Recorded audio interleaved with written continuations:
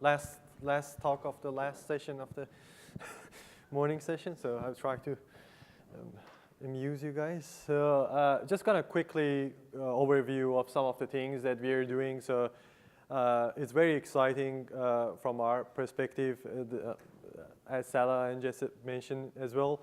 So we've been working in non-agriculture application for 25 years, but then getting to agriculture is kind of, we saw very similarity to the things that we are already doing in minings and other aspects. So I'm not going to cover everything here you see in this slide, but please come and see me during the panel discussion or after we have a booth. So if you have any question, if you have any query about any of them, let's have a chat. So I guess I will start with the motivation. So our motivation was through an experience of me. I was in the farm talking to a grower. I have this little gadget that does fantastic stuff, but it was shiny. And I was talking about to it, I'm gonna leave it with the grower. And I was asking, could you please charge the battery, clean the sensor in the morning, make sure you press this button and do that, and then do this. And then he stopped me there and he said, do you know what's my to-do list looks like every day? And in my mind, it looks like this. And I thought, just to become an awesome farmer, you just do awesome things. But it really is a long, long list. And then introduction of technology, from my view, and again, this is our perspective in CSIRO, is it has to be basically reducing the number of tasks, not yet adding extra things that they have no idea what to do with it. So when we talk about technology readiness, investment readiness, market readiness, I think we have to also talk about this, how it's going to fit with the current practices. And it's kind of, this is fit into our vision, is that can we add value without changing the current practices? It's more kind of like we all love to see robotics in next potentially 5-10 years time. But are we gonna just stop adding any value to the farm, or can we do something today? So again, alongside of that incremental technology adaptation, which I think everybody agrees in this room is more acceptable through radical changes. So our focus is slightly different again. So we're gonna focus on 3 crops. The reason behind it, there's so many motivation again behind that. But then one of the things is super challenging from a perspective of robotics. So first of all, any unmanned ground vehicle, autonomous system that you have, which is mostly relying on GPS, or dual GPS, RTK GPS, name it, they're not going to work here. So especially, I mean, I don't have the view of when the canopy closed, but when the canopy closed, no chance.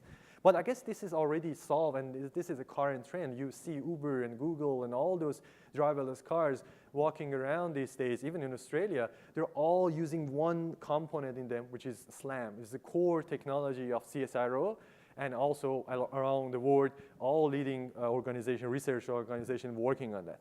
So that's kind of was one of our things. So this is one of the products that we built. We said, let's retrofit existing vehicle. Let's not push robots for now, again, as a short-term, mid-term kind of solution. And then for this case was autonomous solution that you just bolted in any vehicle. There are a bunch of examples here in different cases. And then it gives real-time on-farm decision support to grower or the scientist that's looking after that farm or orchard. Again, the core technology behind it is LiDAR technology and SLAM, which is, as I said, if you pay attention, go home and this time look at the picture of driverless cars in the news. They have one thing in common, all of them on the top, and they have probably more than one, and that's a spinning LiDAR, which is, again, you see in this picture. We are, again, buying off-the-shelf sensors, and the core that we're building is the software, is not the hardware. And hardware lets somebody else handle that. And again, you get this fancy 3D model of the environment. It's been called in manufacturing settings a digital twin. And I will talk about what you could do with it. It's just a shiny 3D point cloud. So basically, what it gives you, flashback, what it gives you full 3D model of your entire orchard, including the ground and, of course, the trees. A couple of examples, mango, vineyard, and so on. But then the question becomes, as we were talking about to the growers and farmers is we noticed there's so many indices that they're right now extracting directly from the physical object, which is in this case the tree, but we could do it from the digital twin because we just captured the whole thing as a snapshot. So for example, a use case that we have is there was a huge talk yesterday about light interception that important enough, and I took that note, is like a fuel in a tank. So this is all done in software. So we captured the entire orchard within 20 minutes. Then what you have, you can simulate the sun for the entire orchard. I'm not talking about one tree, one branch. And you can simulate it through the year, through the time.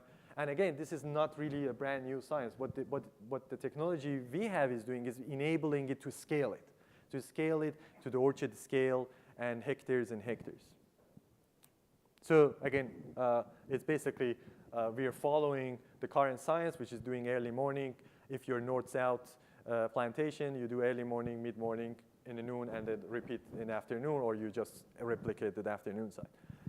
As I mentioned, since now you have the LiDAR technology, let's make the platform also driverless, so you don't need to have a driver there.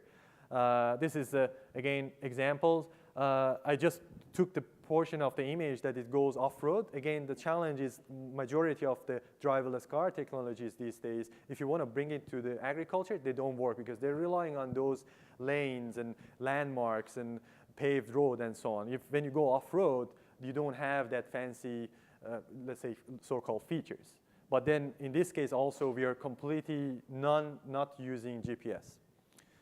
Next one, let's go to the drone. So you put up the same sensor, LiDAR, spinning LiDAR, to the drone. In this particular case, is not relevant to this conference, but is a sugarcane as an example to show.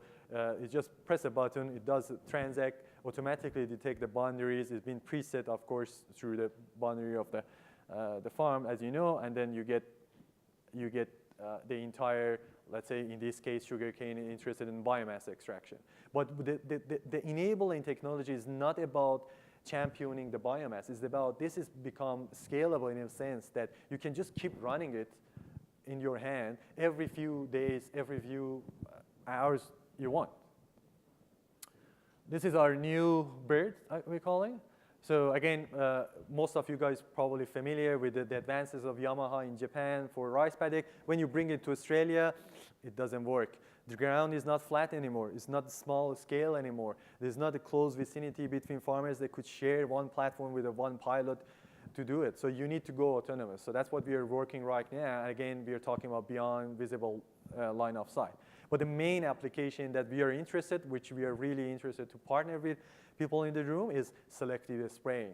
We want to, because now this could take 30 kilos payload, you can put chemical in it and it could go for 1 hour non-stop, but you just drop a bit on each tree that you already detected from the ground vehicle, which one has this health issue, which one has that stress issue, and so on.